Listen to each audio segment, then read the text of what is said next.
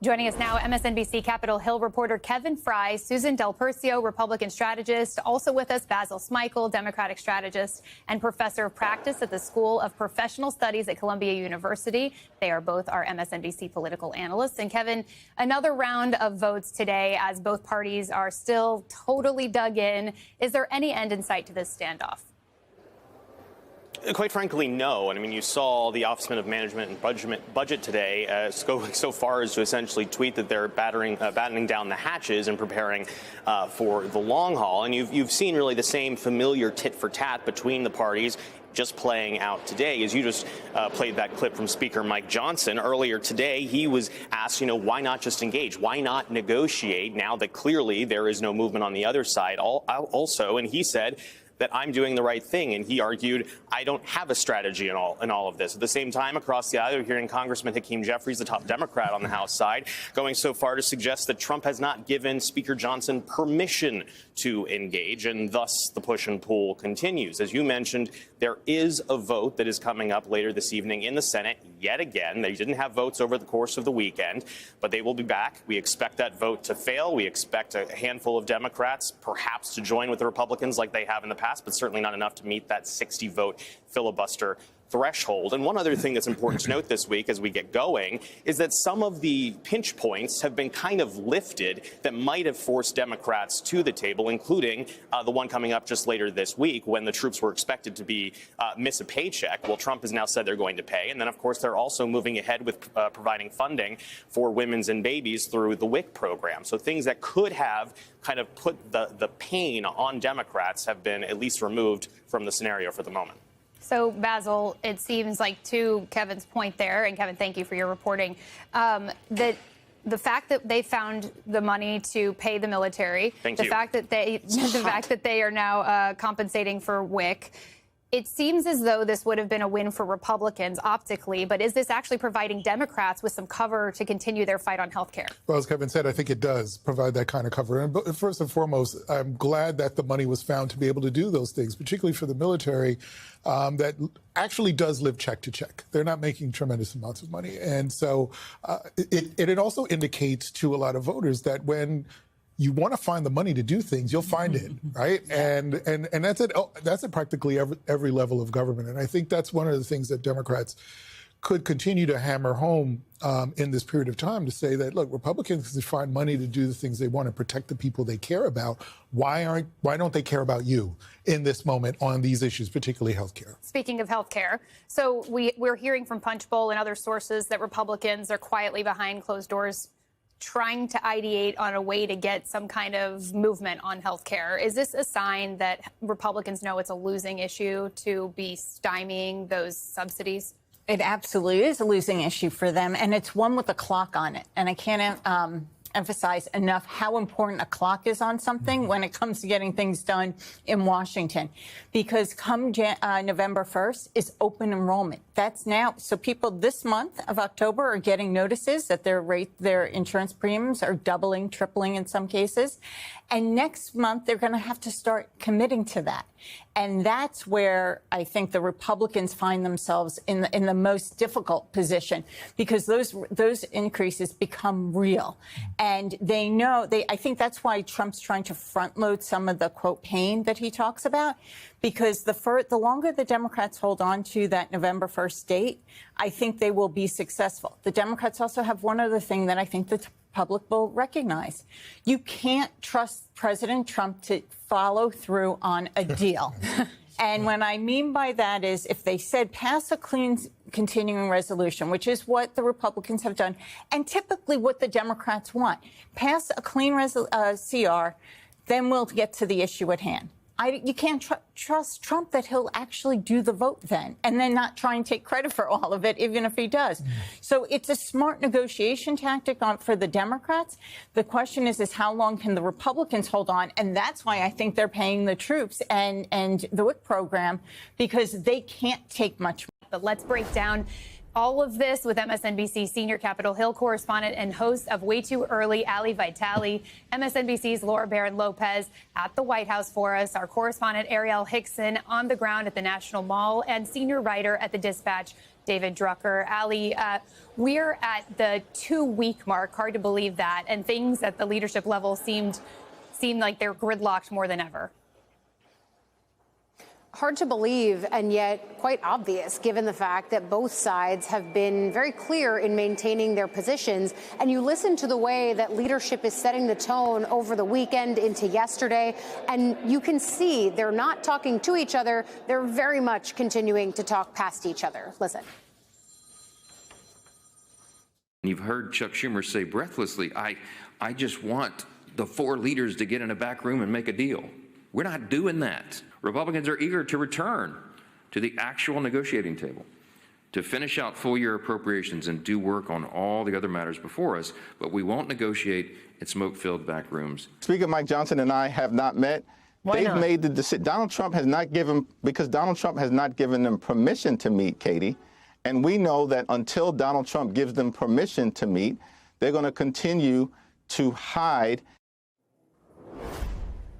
So, look, most of these shutdowns actually do end by leadership getting together, smoke-filled room or not, to actually hammer out what's going to allow their members to take the votes that they need to take to end the government shutdown. In this situation, it's also likely to include President Trump because of the role that he's played, especially among House Republicans, being able to push them to vote for things that politically and otherwise they sometimes wouldn't be able to vote for. For example, some of these members of the House Freedom Caucus ultimately voted yes on the continuing resolution that's at the heart of this, and they're not members that typically vote for continuing resolutions at all. So again, we've seen the power of the president to move some votes within the House Republican conference, and that's likely to be a dynamic worth tracking here. Now, in terms of what we're going to end up seeing today, we're going to see the Senate come back to town. They're going to start taking votes a little bit later this evening. We don't expect those votes to have any major changes within them. That means that they still don't have the votes they need to reopen the government, leaving us exactly where we started this 2 weeks ago and threatening to stretch into historic territory. Lots of smoke, but no room yet.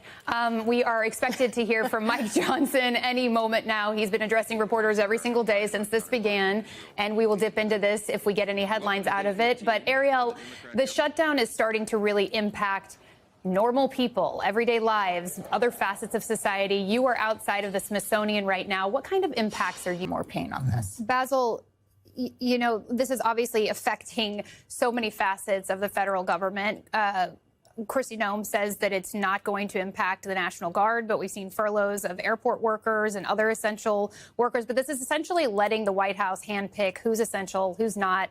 And for Russ Vought to make the case, if you're at home and we don't need you, maybe we really don't need you. Does this backfire on Republicans at some point? And are Democrats harnessing the moment to make the message here? Well, I think it can, and we're already starting to see that. It's important to remember that there is a really important gubernatorial race in the state of Virginia, where you have a lot of workers who have been impacted by the layoffs, by the furloughs. You've got not only government workers, but government contractors. So this is really playing out in a state that's purplish, as some have been said, right? As some have said. So yes, so there is that dynamic. And to Susan's point, you know, when the president is making these decisions about what is essential, what isn't, there was an article the other day that talked about this, that he sometimes makes these, has these negotiations and makes these deals without this sort of moral obligation in the negotiation. So it's about just making the actual deal. So what I think that potential outcome here is that a deal could be struck, but who is it actually benefiting? Who is it going to be good for? And if Democrats can make the argument that it continues to benefit the rich, which is where a lot of his positions lean, then there's still going to be more pain for the average American voter. So, Susan, if we keep seeing the deep cuts, could that start to look bad for Republicans, as though this was the plan all along? It could, and it's also like really reminiscent of the Doge cuts. And when you know, just to give you an idea, like they just happen indiscriminately at the CDC. About 700 workers were fired that are now deemed essential, so they're trying to get them back. That was about half of the layoffs they put in last week. So it seems scattered. It seems that it's meant to punish Democrats, and I don't think the public really likes to see that kind of look on its government. Yeah, the punitive aspect of that can't be diminished, and also the impact on real Americans that we're seeing. So I just want to get both of your perspectives, Basil, start with you, on whether it's rare to see in a moment of government crisis where our government is shut down. The president's sights are clearly in the Middle East, dealing with Ukraine. We're going to have the Argentine president here later today.